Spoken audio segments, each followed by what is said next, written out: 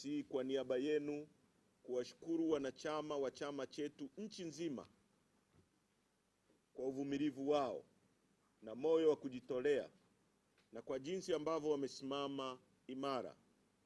Tunajua watu wamepitishwa kwenye moto. Wanachama wetu kwa maelfu wameuawa, wamepotea, wengine wamepotezwa, wametekwa. Lakini watu wetu wamezidi kuwa imara hata katika kipindi kigumu hiki, wakiamini kwamba chama chetu ndio chama pekee kinachoweza kubadilisha hali hii, hali ya maisha yao wenyewe, hali ya maisha ya nchi yetu, uchumi wa nchi yetu na haki katika nchi yetu. Kwa nataka nichukue nafasi hii kuwashukuru sana tena viongozi wote wa kila ngazi, kuanzia kwenye misingi ya chama chetu, kwenye kata mpaka ngazi ya kitaifa. Juzi nilibahatika kwenda kwenye kikao kilichofanyika hapo jimbo la Kibamba.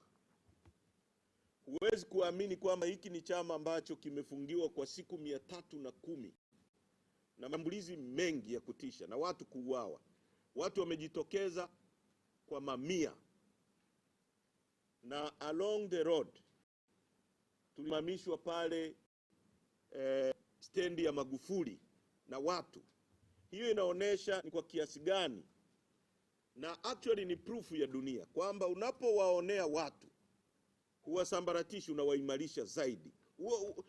Huo ni fact ya kihistoria kwamba walipojaribu kuwaonea wakina Mandela waliwaimarisha zaidi. Walipojaribu kuwaonea watu wote, hata Mwalimu Nyerere hapa, wakoloni walimfungulia kesi ya uchochezi, na viongozi waliokuwa watano wakipigania uhuru wa nchi yetu, wakina Jomo Kenyatta waliowekwa kule Kapenguria wakafunguliwa kesi na wakafungwa, waliimarika zaidi. Kwa hiyo nataka niseme chama chetu kimeimarika zaidi katika kipindi hiki, na hizo pongezi zenu zote ni kwenu viongozi kwa resilience, kwa sababu mngesambaratika nyie viongozi wa kamati kuu, pengine tusingekuwa na chama. Na hilo ndilo wanalotaka, kwamba tusambaratike, watu wakimbie. Watu wanapomuona katibu mkuu anajitokeza katikati ya vitisho, wanapomuona manaibu katibu wakuu, wanapowaona wajumbe wa kamati kuu, wanapomuona Tony hajayumba, Sugu hajayumba, Brenda yupo, anatoa matamko kila wakati, watu wanaimarika. Kwa hiyo nawapongeza sana. Nchi na dunia inasubiri kwa hamu sana kujua mwelekeo wa nchi yetu, na mwelekeo wa nchi yetu unatoka humu. Nataka niliseme ili kwa uzito mkubwa muelewe kwamba hapa mlipokaa hatima ya nchi yetu iko mikononi mwenu. Kwa hiyo mjue uzito wa majukumu mnayobeba.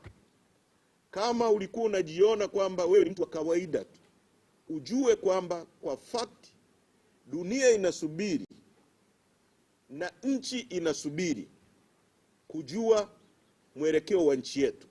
Hiki ndio chama kikuu cha siasa za nchi hii, na ndicho chama kinachotoa mwelekeo wa siasa za nchi yetu. Kwa hiyo muelewe kwamba kwa siku 2 ambazo mtakuwa hapa, mjadili mambo kwa utulivu, na mkielewa kwamba Watanzania wanataka kujua, na sio Watanzania tu. Katibu mkuu baadaye atatoa taarifa hapo. Miongoni mwa watu ambao tumekutana nao kwa siku za karibuni wamesema nini kuhusu mwelekeo wa chama chetu na maamuzi tutakayotoa.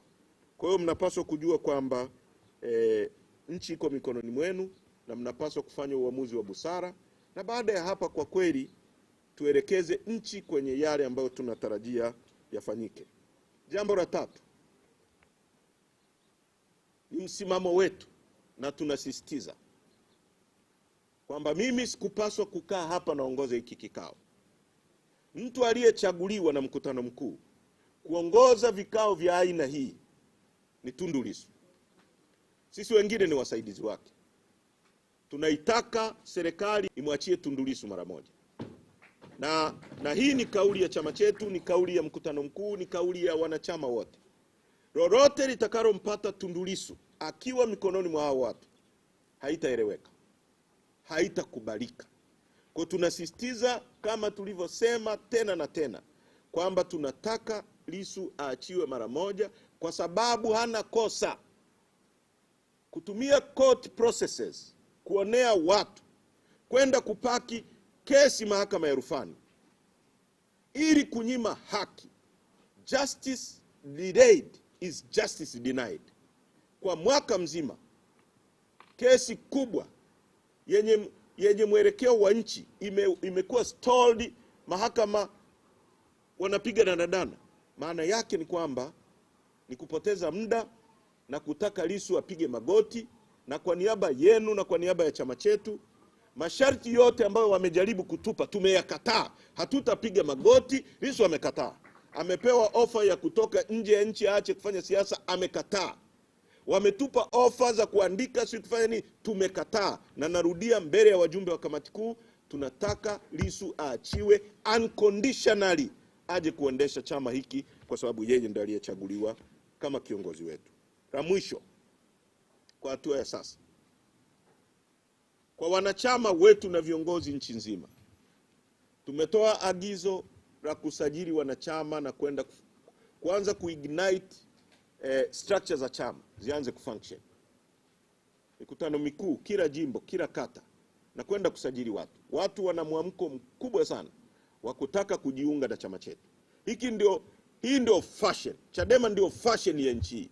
Kila mtu anayetaka kuonekana mtu sane, mwenye uelewa, mwenye mwelekeo, mwenye mapenzi mema na nchi, lazima ujinasibishe na Chadema. Ukionekana wewe ni mtu wa kutoka upande mwingine, si chama kingine, watu wanakuona wewe ni mhujumu uchumi tu, kwa sababu chama ambacho kinaaminika na wananchi ni hiki hapa. Ndio chama cha siasa kinachoweza kufunction hata ambapo hatukuwepo. Wakati hatupo tumefungiwa. Vile vyama vyao mmevisikia. Chadema imerudi, kila mtu ana furaha. Siasa imerudi na tutafanya siasa. Sasa kwa sababu hizo, tumeagiza wanachama wetu kusajili wanachama wengine wapya na kuingiza idadi kubwa zaidi ya wanachama kwenye chama. Tunajua Dodoma walikuwa wameanza, na watu wamekamatwa Dodoma. Viongozi wetu watano, naomba hiyo karatasi yenye majina hiyo. Wamekamatwa viongozi wetu eneo la Sabasaba Dodoma, wakiwa wanasajili wanachama. Chama hiki hakina zuio la aina yoyote la kufunction, na kufanya kazi zake.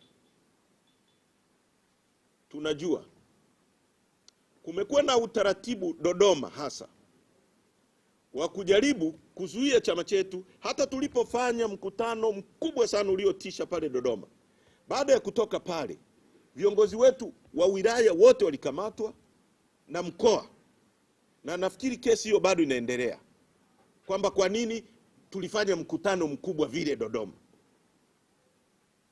Sasa kuna jitihada za makusudi za kuzuia chama chetu kufanya kazi pale Dodoma.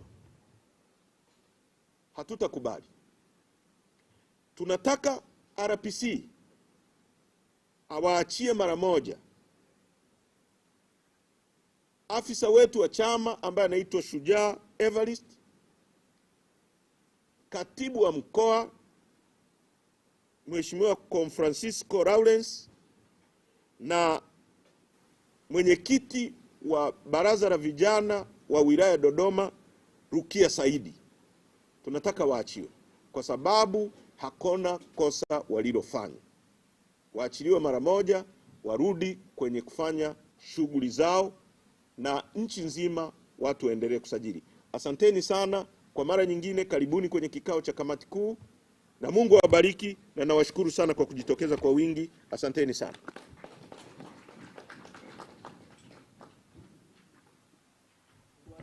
Tunawashukuru sana.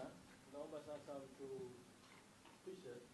Na nimesahau kusema kikao kimefunguliwa rasmi. Karibuni sana.